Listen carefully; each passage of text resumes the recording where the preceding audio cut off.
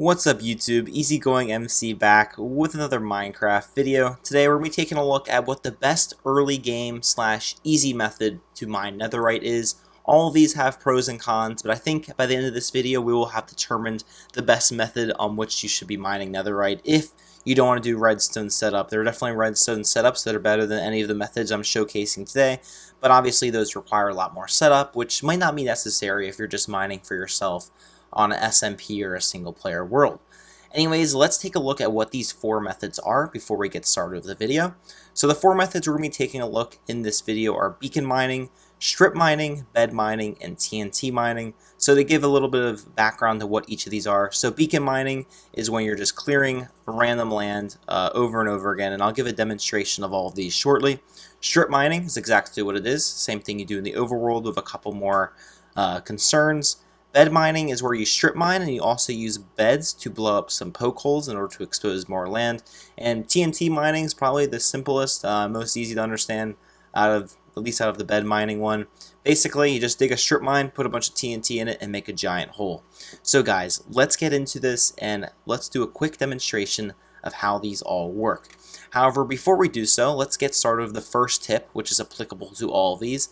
And that is the fact that ancient debris spawns more commonly in the Soul Sand Valley biome.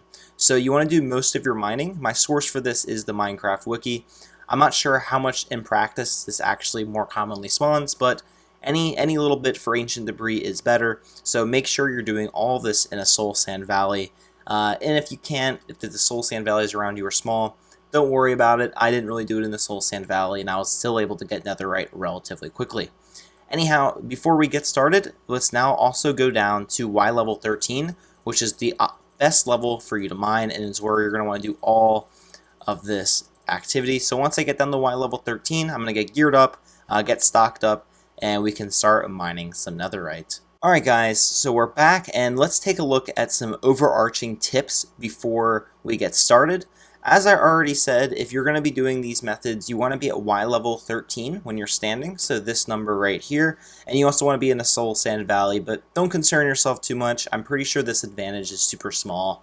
I did a lot of my mining not in a Soul Sand Valley just because it was small, and you gotta mine such a large area and do so much mining in order to find the ancient debris. So this, don't worry about it too much, but maybe you can start your operations in a Soul Sand Valley at the very least. So now let's go into some other overarching tips besides those.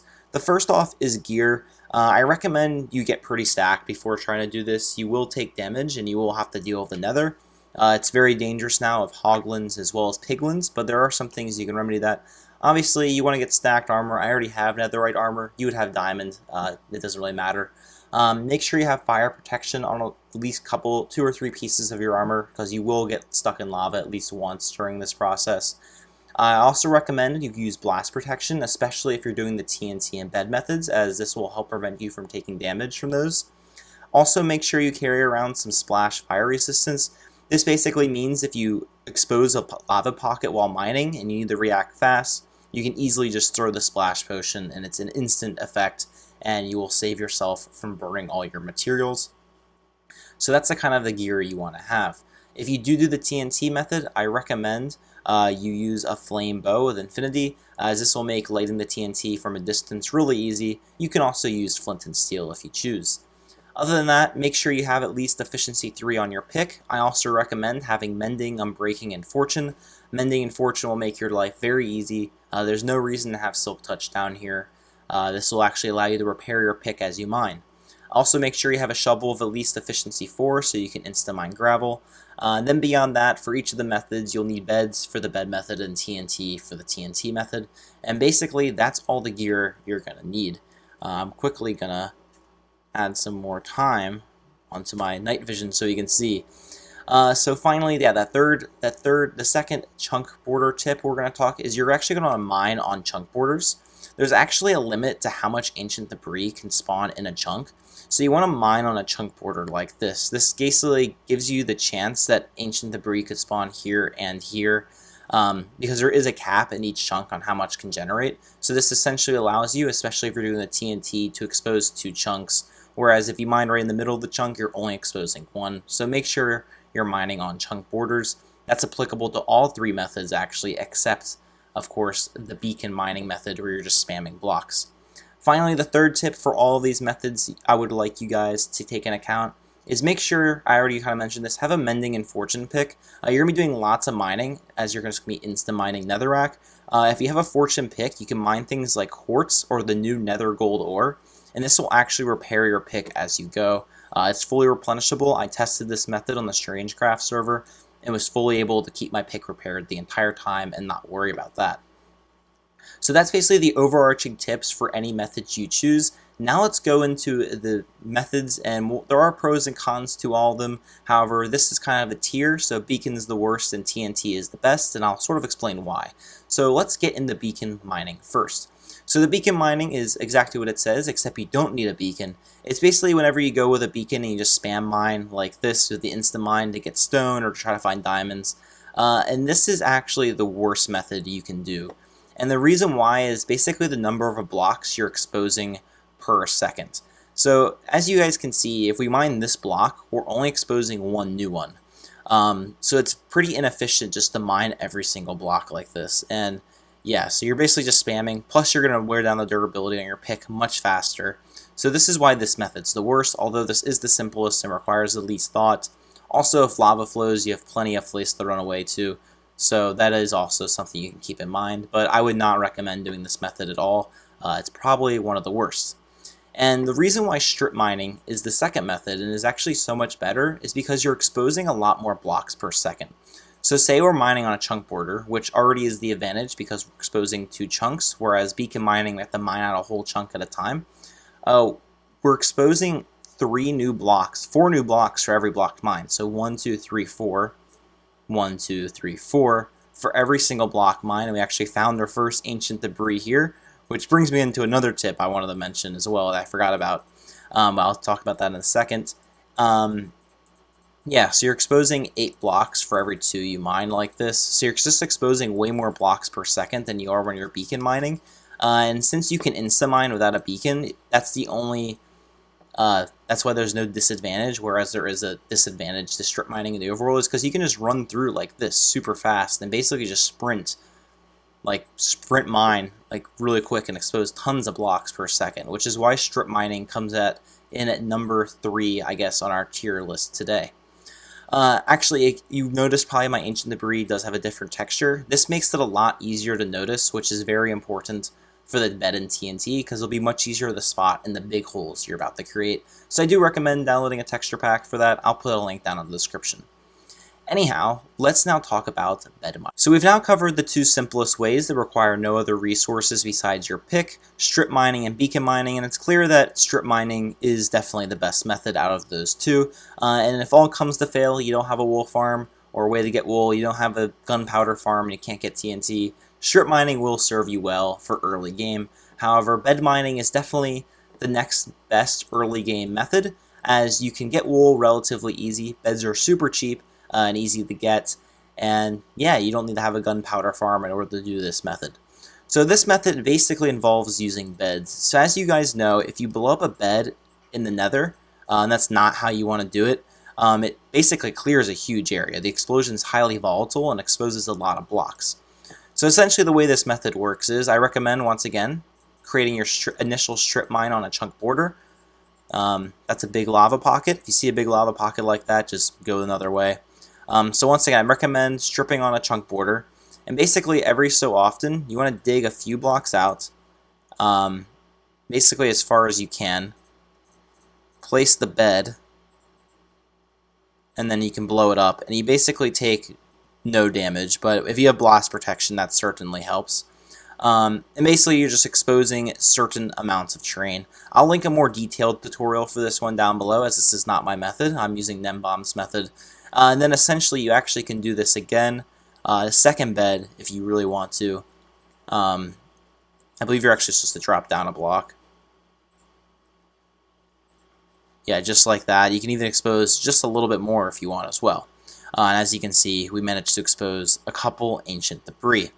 The reason why this method doesn't rank top on the list, you're probably wondering, like these are beds, it's so easy to mine, is because it's tedious. It's also highly dangerous. I mean, I had blast protection, and this explosion would likely kill me if I did this right here. I mean, you can put blocks, but it's a little tedious. You gotta be ready and you gotta be prepared for all of that. This is highly lucky. You don't usually find this much ancient debris, by the way. Um, so yeah, it's very volatile. Also, the unfortunate thing is beds don't stack, so you need to have, hopefully you have shulker boxes and things like that ready for this very reason. Because if you don't, you have to constantly go back to get more beds. And the reality is, if we tried this again in a different spot, we likely won't get ancient debris. That was extremely lucky what just occurred. So yeah, we just try this again. Do the whole bed thing. You can even put one on this side as well. And just, yeah, do that. And then, oh, it actually broke that bed. Okay, so do it one at a time. Like, we didn't expose any ancient debris, as you can see. So that's why that ranks lower on the list. Is just because it's tedious, it's a little more dangerous, and at the end of the day, it takes longer to expose blocks. It's a pain to mine the poke hole, whereas you TNT you can just strip, and as we'll see, it's much easier to execute, and you can just do it a lot quicker, which is why it's definitely the best method that doesn't require redstone. So now I guess let's go directly into why the TNT method, in my opinion, if you have the resources available. My recommendation is, if you don't have any resources to your name, strip mining. If you do have a wool farm, a starter wool farm, and you're just trying to get your first netherite, bed mining is definitely a good option. But if you have a gunpowder farm already, you're in a good world already. You have gunpowder, you have tons of sand. TNT mining is definitely the way to go. But it does use a lot of TNT, so that is a con. Basically, the way this method works is you just mine out a ton. You just strip mine and strip mine on a chunk border, just like I'm doing right here. And you keep on going and going and going and going. You go as long as you want. I recommend taking these tunnels out super far, basically as far as you can. That's what I recommend. If you do run into lava, place blocks, or you have your fire resistance ready to be used. Alright, we'll just stop there. You can use blocks. I recommend keeping blocks in your offhand for this very reason, but also you have your fire res. Then once you're done, just place a few pieces of TNT, and then you actually want to light the back TNT with your bow, and this is why the bow is very useful. And then you want to just keep placing the TNT as you go. This basically kind of reduces the time, because the TNT is exploding as you're placing it. If it stops exploding, very easy. Just shoot another arrow back there, and let it explode. To catch back up to you. Do be wary, if it did catch up to you, just back up. Let it explode if it's getting close, because you do not want to die by this stuff. But yeah, as you can see, it exposes quite a lot of terrain. I'll slightly turn my render distance up now so we can see a little more. And this makes a really, really big tunnel. This definitely is a bigger tunnel than the ones it makes a bed. I mean, this is huge. This is hundreds of blocks exposed at a time. And you can just run through this, going through, looking for ancient debris. And yeah, you might not find any. It is rare, obviously. So you might have to keep doing it so you can, go back up to Y level 13 on a chunk border and just keep on going. And eventually you're going to find some more, so we can even try that right now. I know this is on a chunk border, but it's alright. It's alright for now. So yeah, just do it again. That's how you do it. Just place some TNT down, a few pieces. Try to light the one in the back if you have flame bow. It'll be a little harder with flint and steel, but it's certainly possible. I just prefer the flame bow because the flint and steel has a low durability. If it ends, shoot at the start. Yeah, and just place it back like this. I'm in the lava now. It's coming up. Alright, we're safe. Okay. This is why you have fire res. It's for this very reason that we just created this abomination right here. There's definitely a huge lava pocket. So you do have to be wary of those. And sometimes you will lose some of the exposed blocks because of that lava, but that's okay. That's going to happen if you mine in the nether. So, yes, as you can see, we're just continue to expose area, and eventually you're going to find the ancient debris. I know we found a ton when we were bed mining. That was extremely just good luck, so keep that in mind. But yeah, this is definitely the best method. As you can see, you're definitely exposing the most blocks per second, which is essentially how the mining works. The more blocks you expose for the second, the better, and this certainly takes the cake on that one. So guys, I hope you enjoyed this guide. This is kind of how I was able to get 28 pieces of netherite gear in just a couple of hours on my survival world doing this very method right here, as well as strip mining when I ran out of TNT. And yeah, I hope you guys enjoyed me showing you how it works. I think this is definitely the best method you can use. Definitely these methods are good. Never beacon mine. That is a waste of your time. So strip mine if you have nothing. bed mine if you have wool but not gunpowder, and then TNT if you're in the late game and already got a massive mob farm. So guys, once again, if you enjoyed, make sure to hit that sub button, like, subscribe. I guess I already said subscribe. You know the deal, you know the deal. And yeah, I hope you guys can get yourself some netherite gear just like I have right now. Anyhow guys, I'll catch you later in the next video. Easy going out.